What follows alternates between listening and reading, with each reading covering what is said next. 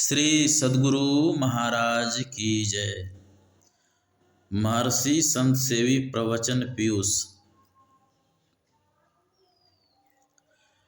कल्प वृक्ष की भी एक कथा है।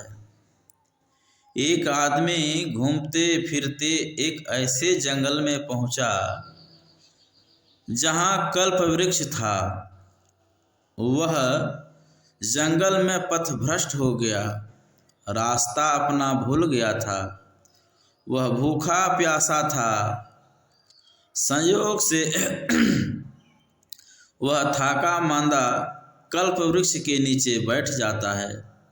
वह सोचता है, अगर पानी मिल जाता तो अपनी पिपासा को शांत करता। देखता है कि पवित्र जल की कलकल धारा बह रही है। वह सोचता है कि इसी होकर तो अभी मैं आया था, यह धारा कहाँ से आ गया।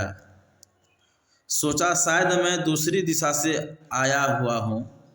उसने उस पर स्नान कर लिया, लोटा में जल भर लिया और सोचने लगा, अगर कुछ खाने को मिल जाता तो कुछ खाकर ही पानी पीता। खाली पेट पानी पीना अच्छा नहीं। सोचता था कि एक सुंदर थाल में भोजन की सारी सामग्री आ गई। वह भोजन करके तृप्त हो गया। भोजन के बाद उसके मन में आया कि कुछ आराम कर लेता। बहुत थाका मांदा हूँ। फिर सोचा कि जमीन पर सोना ठीक नहीं, कीड़े मकोड़े बहुत होंगे। यदि कोई बिछावन खाट पलंग होता तो आराम से सोता। इतने में उसके सामने में ही पलंग लग जाता है सोने के लिए। फिर सोचता है कि यहाँ गाछ है, कहीं चिड़िया बीट न कर दे, जरा कपड़ घर हो जाता तो निश्चित होकर सोता। कपड़ घर भी बन गया। अब वह सोने गया। सिरहाने पर सब सिर रखता है। तब सोचता है कि यह तो जंगल है, निर्जन वन है। कहीं जंगल से बाघ आ जाए और गला मरोड़ दे तो मेरी जीवन लीला समाप्त हो जाएगी।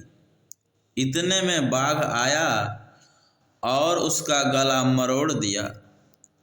वह वहीं मर गया। अब देखिए, कल्प वृक्ष के नीचे रहने पर भी यह हालत हो गई तो गोस्वामी तुलसीदास जी महाराज कहते हैं कि राम नाम कलि काम तरु, राम भगति सुर धेनु। लेकिन सकल सुमंगल इसमें नहीं है।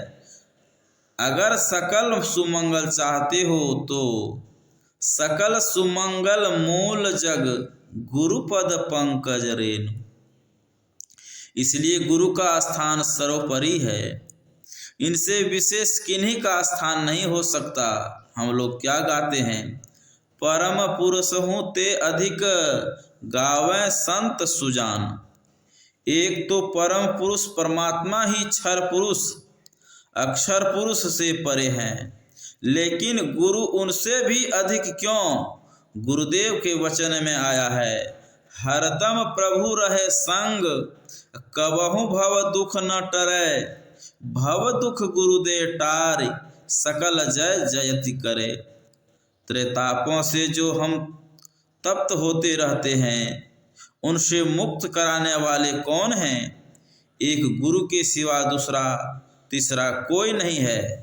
इसलिए तो सहजो बाई ने कहा कि राम तजु पे गुरु न विसारो, गुरु के सम हरि कोन निहारो। किसी ने पूछ दिया ऐसी बात क्यों, तो सहजो बाई ने कहा, हरि ने जन्म दियो जग माही, गुरु ने आवागमन छुटाही। हरि ने 5 चोर दिए साथा, गुरु ने ले छुड़ाए अनाथा। हरि ने कुटुंब जाल में गेरी, गुरु ने काटी ममता बेरी। हरि ने रोग भोग उरझायो, गुरु जोगी कर सबय छुड़ायो। कहते कहते वे अंत में कह देती हैं, चरण दास पर तन मन बारो, गुरु न तजी हरु को तज डारो। यह है गुरु पर निर्भरता, लेकिन गुरु पर निर्भरता है, गुरु पर नहीं। गुरु नाम है ज्ञान का, जो ज्ञान जानता है वह उसका आचरण भी करता है। कहता सो करता नहीं, मुख का बड़ा लबार, आखिर धक्का खाएगा साहब के दरबार। एक कहे दूजी कहे, दो दो कहे बनाए, ये दो मुख का बोलना घना तमाचा खाए। इसलिए गुरु का जो स्थान है वह सभी संतों के यहाँ और सदग्रंथों में सर्वोपरि है।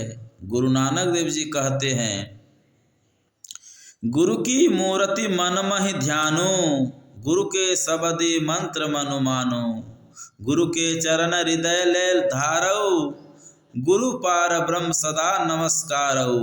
संत कबीर साहब कहते हैं, मूल ध्यान गुरु रूप है, मूल पूजा गुरु पाँव, मूल नाम गुरु वचन है, मूल सत्य सतभाव।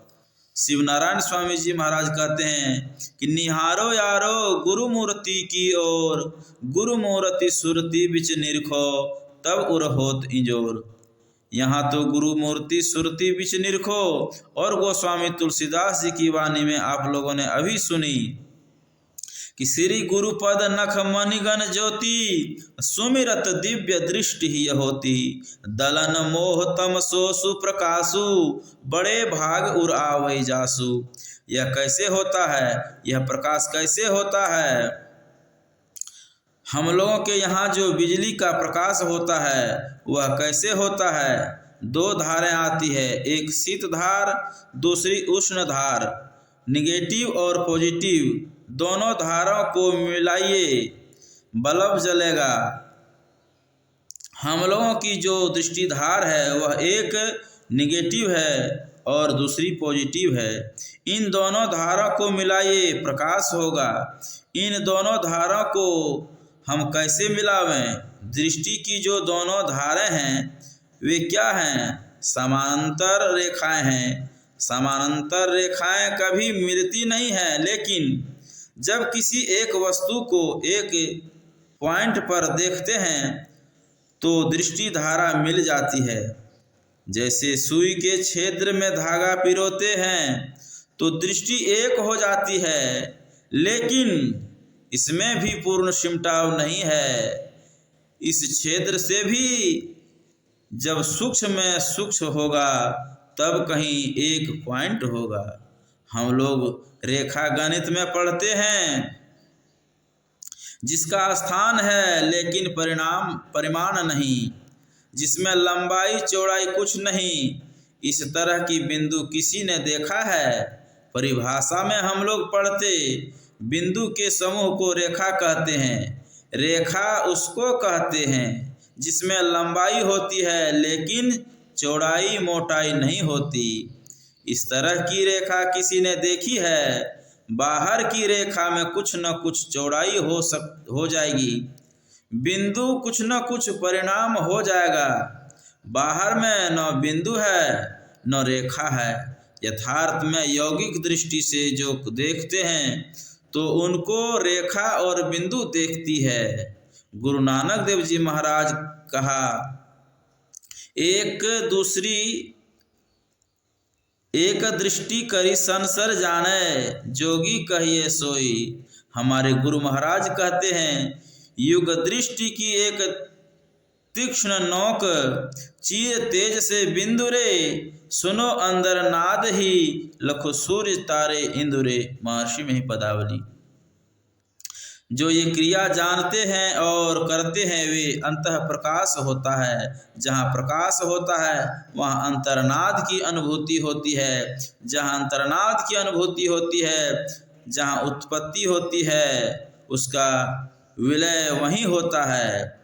उस नाद की उत्पत्ति परम प्रभु परमात्मा से है उस शब्द को जो ग्रहण करता है वह शब्द उसको परम प्रभु परमात्मा तक पहुंचाता है। संत सदगुरु यह कह बतलाते हैं कि मानस जप करो, मानस ध्यान करो, दृष्टि योग की क्रिया करो, नादानुसंधान करो।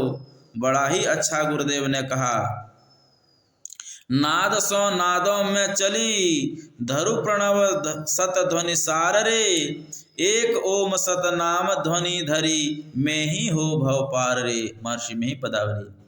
इसलिए इस संसार से उद्धार पाने के लिए यही एक सच्चा मार्ग है जो सद्गुरु महाराज हम लोगों को बता गए हैं।